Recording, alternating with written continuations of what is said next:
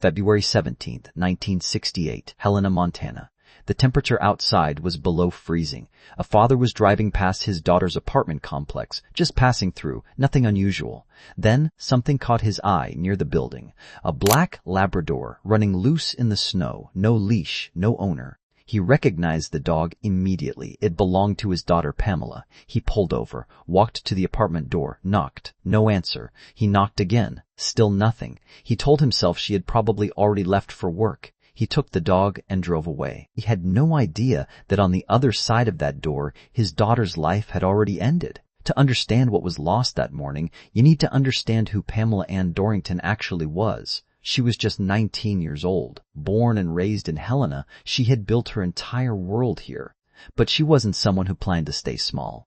By that frosted window, where the view outside was nothing but cold and silence, Pamela would sit for hours teaching herself Russian. Not for a class, not because anyone told her to. She wanted to break out of Helena's quiet and see the world. She wanted to become a language interpreter, to stand between two strangers who couldn't understand each other and be the voice that connected them.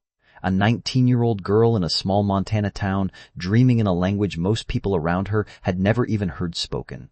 But she wasn't just a dreamer. After graduation, she got a job as a surgical technician at St. Peter's Hospital.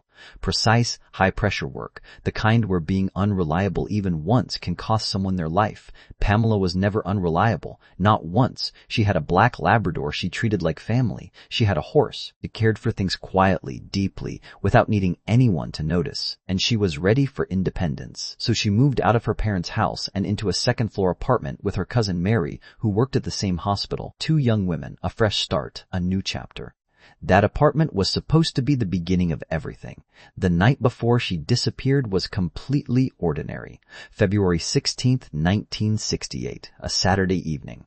Pamela went out to the Hofbrau, a local bar and restaurant on Euclid Avenue in Helena, a familiar place, a neighborhood spot where people laughed and relaxed and didn't think about danger. She came home that night. She went to sleep. Her cousin Mary left early the next morning for the day shift. She moved quietly through the apartment so she wouldn't wake Pamela. Pamela was on the evening shift. She had hours before she needed to be anywhere. Mary closed the door behind her. The apartment went quiet. That was the last moment anyone can say with certainty that Pamela Dorrington was alive. At 3 o'clock that afternoon, Pamela was due at the hospital. It never came. Her supervisor waited, then called. No answer. Mary tried the home phone after her own shift ended. No answer. She came home to an empty apartment. No Pamela. No note. No explanation. The family knew immediately something was wrong. Not because Pamela was unpredictable, but because she was the exact opposite. She was the person who always called, always told someone where she was going, always showed up. But here is the detail that turned worry into something colder. Her car was still in the parking lot. Helena in February is not a city where you walk somewhere if you have a choice. You don't step outside in that cold without a reason. But Pamela's car hadn't moved, which meant she either walked out into a Montana winter on foot or she never left at all. And then there was the paycheck. $200 sitting at the hospital counter. 1968 money, real money, a full week of hard work. People who choose to disappear take their car and their cash. They leave on their own terms. Pamela's car stayed buried in the snow. Her paycheck stayed on that counter. She didn't go anywhere. She was taken. The family waited one more night, hoping for a phone call that never came. The next morning, they filed a missing person report. The police came, looked around the apartment, and found nothing alarming. No broken lock, no overturned furniture, no signs of a struggle. Everything looked completely undisturbed. They asked Mary to go through Pamela's belongings. Mary looked carefully. Pamela's coat was gone. Her winter boots were gone. Her purse was gone. The police saw a young woman who had packed a few things and walked out the door, a 19-year-old making her own choices. But here is what didn't add up. If Pamela had left on her own, she had done it in the middle of a Montana winter, on foot, without her car, without collecting a paycheck she had earned, without telling her cousin who lived in the same apartment, without telling her parents who lived nearby, and without calling her supervisor at hospital, where she had never once missed a shift without warning. Every single detail pointed the same direction. Something happened inside that apartment, and the person responsible hadn't broken in. There was no forced entry, no struggle, no sign that anything was wrong, because he didn't need to break in. He already had a way inside, and he had been there, right below her, the entire time, watching, waiting, planning. Nobody knew it yet, but they would. The police weren't rushing. That was the first problem. Pamela was 19. In 1968, a 19-year-old woman who didn't come home was often just a young woman making her own choices. The officers noted the report, looked around the apartment, and saw nothing that alarmed them. No broken lock, no overturned furniture, no signs of a fight, just a quiet apartment where a young woman used to live.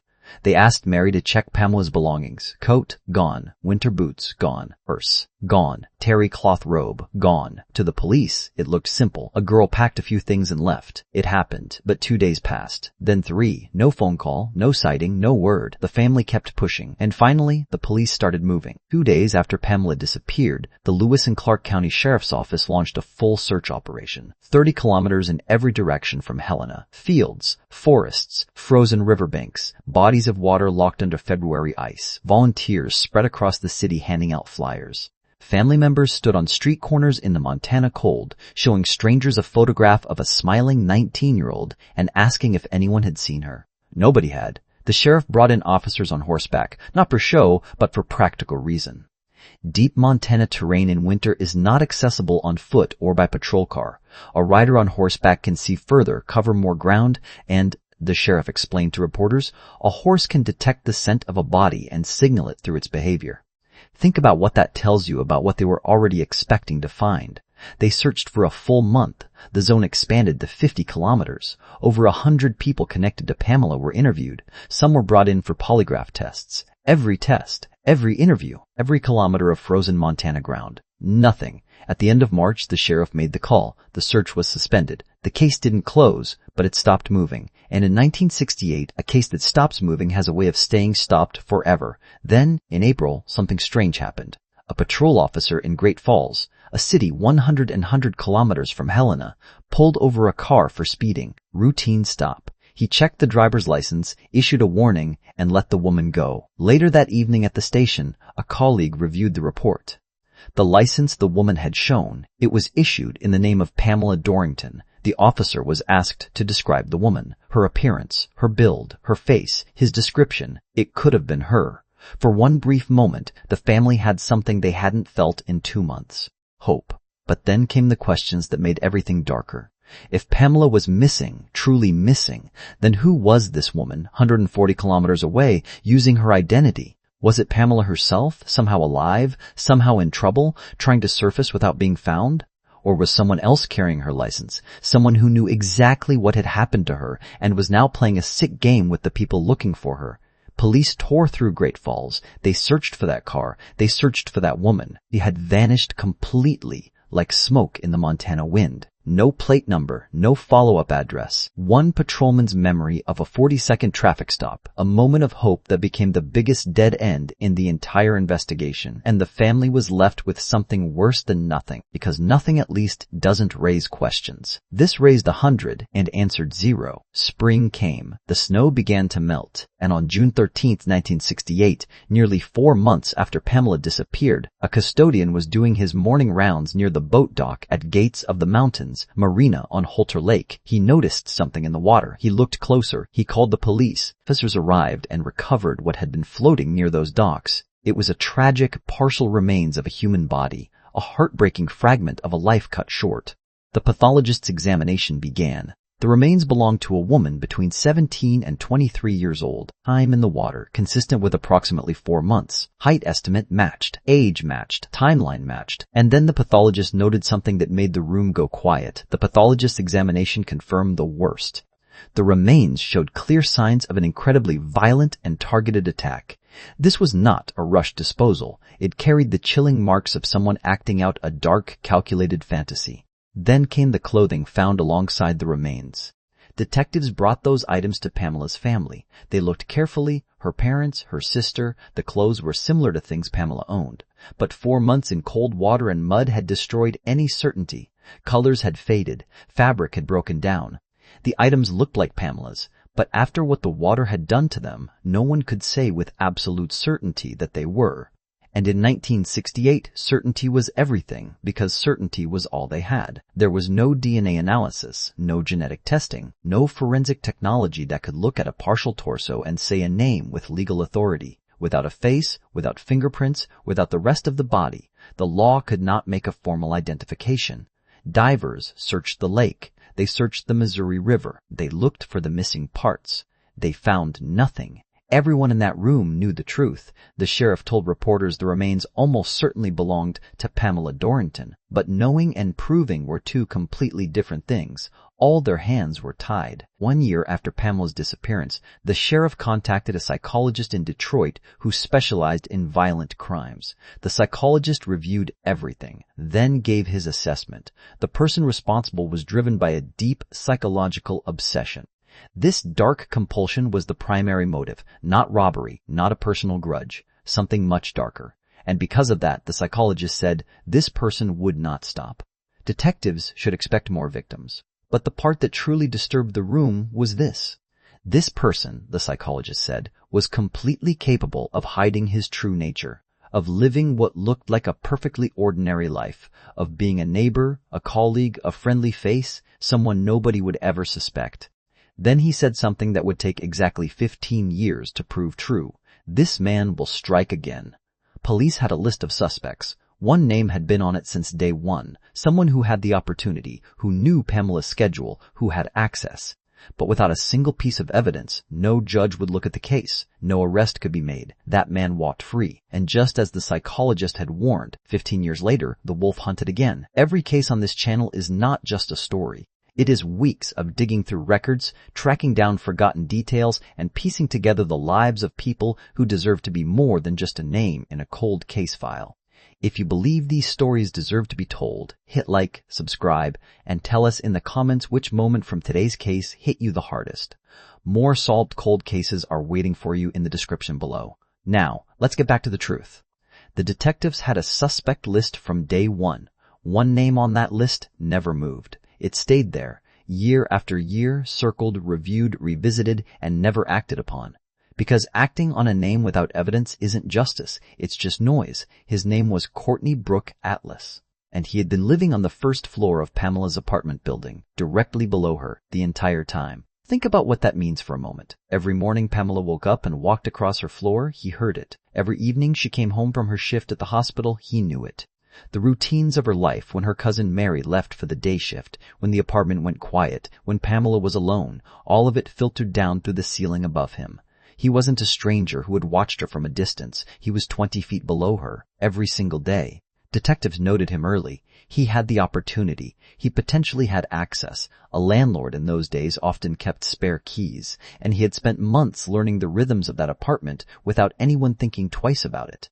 But opportunity is not evidence, and in 1968, without evidence, there was nothing to be done. Atlas was questioned. He denied everything. He was calm, cooperative, and gave investigators nothing to work with. So they kept his name on the list, and they kept watching. And then, Atlas did exactly what the Detroit psychologist had predicted someone like him would do. He disappeared into an ordinary life. He moved away from the apartment complex, got married, settled into a house north of Helena with his wife, Donna Jean, worked for years as a heavy equipment operator, then became a flight instructor, teaching students at a local airfield, trusted with their safety, trusted with their lives. To everyone around him, Courtney Atlas was a regular man living a regular life, a neighbor you waved to, a teacher students respected, a husband. Nobody saw what was underneath. Not until July of 1983, 15 years after Pamela Dorington disappeared, a house north of Helena caught fire. By the time the flames were out, the structure was gone, and inside the wreckage, investigators found the body of Donna Jean Atlas. The first assumption was the fire, a tragic accident, a house fire that had taken a woman's life. But the pathologist's examination told a different story. Donna Jean Atlas was already dead before the fire started. Her life had been violently taken before the fire even started, and the flames were intentionally set to hide the truth of what had happened. This was a deliberate, calculated cover-up, a heartbreaking attempt to erase all evidence of a crime. Investigators looked at the finances. In early 1983, Atlas had filed for bankruptcy. He was drowning in debt. But he was the named beneficiary on 2 insurance policies, homeowner's insurance and his wife's life insurance. Combined, those 2 policies totaled $250,000, a man with no money, a dead wife, a burned house, $250,000 waiting to be collected. The motive wrote itself. Atlas was arrested, charged, and brought to trial. The verdict was guilty. The charges were absolute. Justice was served for the loss of life and the destruction of the property. At sentencing in 1984, Judge Gordon Bennett looked at the man standing before him and said what the evidence had already made clear. He called Atlas an exceedingly dangerous offender who should be removed from society. 100 years without parole for the murder, 20 additional years for the arson, both sentences running at the same time. Courtney Brooke Atlas was going to die in prison. But here is what made the detectives on Pamela's case sick to their stomach. Atlas was going to prison for Donna Jean, not for Pamela. In the eyes of the law, on paper, in every official record, Courtney Brooke Atlas had nothing to do with the disappearance of Pamela Dorrington. No charge, no conviction, no connection. The wolf was in a cage, but the cage carried the wrong label. Detectives went back to him immediately, sat across from him and asked about Pamela directly. Atlas denied everything. Same calm, same cooperation, same wall. No evidence, no confession, no crack. The most chilling part, he knew it. He knew that without evidence, nobody could touch him for what he had done to that 19-year-old girl on February 17, 1968. So he said nothing, and the case went cold again. The years passed, then the decades. Pamela's parents grew old carrying a question that was never answered. They had buried their daughter, or what little had been found of her, at Resurrection Cemetery on North Montana Avenue in Helena. They visited that grave. They never stopped hoping. They died without ever learning the truth. Of Pamela's immediate family, only one person remained, her younger brother, Jeff Dorrington. Jeff had been living with this his entire adult life. Every single morning he woke up, Pamela was there, not as a healed wound, but as an open question that had no answer. Who did this? Why was the truth still buried? Why had nobody been held responsible for his sister? After Atlas's conviction in 1984, more than 3 decades passed without a single development in Pamela's case. The file sat in the sheriff's office. Detectives changed, sheriffs changed, but the case didn't move. And outside those walls, Jeff kept waiting. By 2021, Courtney Brooke Atlas was 79 years old, still alive, still in his cell at Crossroads Correctional Center in Shelby, Montana. And here is where time became the enemy of truth. A 79-year-old man serving a 100-year sentence is not going to live long enough to serve it. He was never walking free. That had been decided in 1984. But if he died before anyone reached him, before anyone got him to speak, then every detail of what happened to Pamela Dorrington on February 17, 1968 would go into the ground with him. 53 years of silence. One old man, one last chance. The detectives knew it, and they knew that chance was closing fast. In 2021, the Lewis and Clark County Sheriff's Office transferred Pamela's case to a cold case unit. 2 detectives picked it up. Jess Metcalf and James Ward. They read through everything, every interview, every search report, every dead end from the past 5 decades. They looked at the suspect list, the same list that had existed since 1968, and one name sat at the top with the weight of everything that had never been proven. Courtney Brooke Atlas, now 79, still in his cell at Crossroads Correctional Center in Shelby. Metcalf and Ward both had daughters. They didn't say much about that publicly. But when you are a father and you are reading the file of a 19-year-old girl who loved her dog and taught herself Russian and wanted to see the world, and you are reading what was done to her, the case stops being a file. It becomes something personal. They knew what they were facing. No DNA. No physical evidence. No witnesses. Nothing that a judge would allow in a courtroom. The normal tools of a cold case investigation, forensic genealogy, genetic testing, trace evidence, none of it existed here because nothing had been preserved that could be tested. They had one option, and it was the hardest option in law enforcement. They would have to ask Atlas to confess, and to make him talk, they would have to offer him something in return. Full immunity from prosecution for Pamela's murder. Let that land for a moment. A man who had taken the life of a 19-year-old girl, hidden the evidence of his crime, and disposed of her remains off a bridge was now being offered protection from any additional charge if he simply agreed to tell the truth. In any other situation, this offer would be unthinkable, but Metcalf and Ward were not in any other situation. Atlas was already serving 100 years. He was 79 years old. Any new trial would take years. Years Atlas may not have lived through. And without a single piece of evidence, no prosecutor could take the case to court anyway. The immunity offer cost the legal system nothing it actually had. What it could give back was something that could not be measured in legal terms. The truth. For Jeff. For a family that had carried this for over half a century. Before they approached Atlas, the detectives went to Jeff Dorrington first. They sat down with Pamela's brother and explained the situation honestly. No evidence. One chance. This deal. Did he want them to try? Jeff said yes. On December 1, 2021, detectives Metcalf and Ward walked into Crossroads Correctional Center in Shelby, Montana. They sat down across from a 79-year-old man with 100 years of sentence behind his name.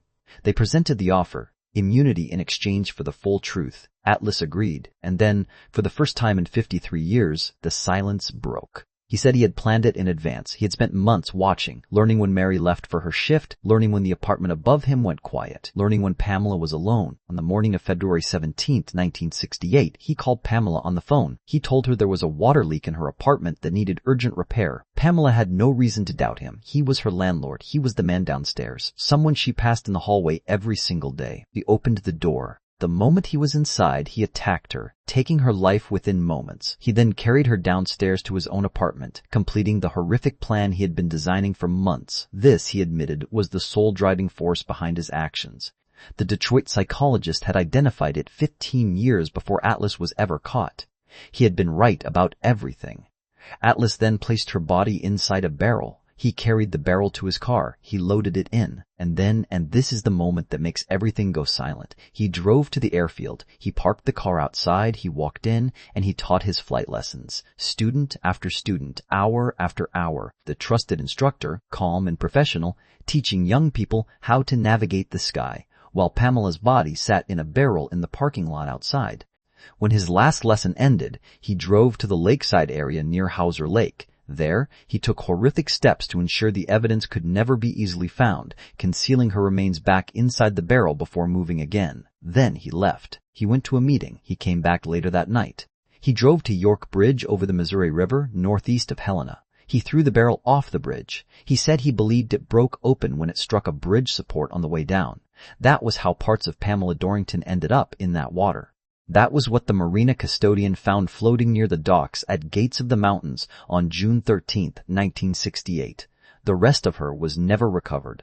The detectives pressed him on details, specific things that had never been made public, things only the killer could know. Atlas told them about the sash. He told them about the knife. Both matched evidence from the original 1968 investigation that had never been released to anyone outside the case file. There was no doubt left. Sheriff Leo Dutton stood before reporters on December 3, 2021. This was cold. This was calculated. He paused. He fantasized about her, and he acted upon it.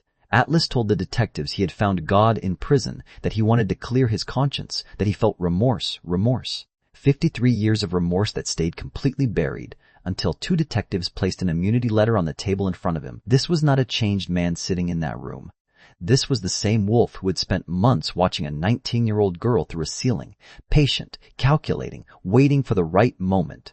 The only thing that had changed was that his time was running out, and he knew it. He wasn't clearing his conscience. He was protecting what little he had left.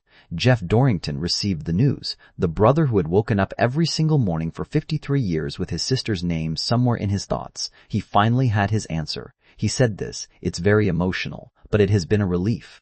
There is a certain amount of closure. I've been thinking about Pam every day for 53 years, and so it's hard to abruptly stop." He paused. "But I woke up this morning and went. It's a new day. Things are different." Pamela Ann Dorrington is buried at Resurrection Cemetery on North Montana Avenue in Helena. A gravestone marks the place where a family laid to rest what little they were given back. She was 19 years old. She loved her dog and her horse. She taught herself Russian by a cold Montana window because she wanted to see the world. She never got the chance. But after 53 years, her story outlasted his silence. Courtney Brooke Atlas will die inside that prison cell. That was decided in 1984.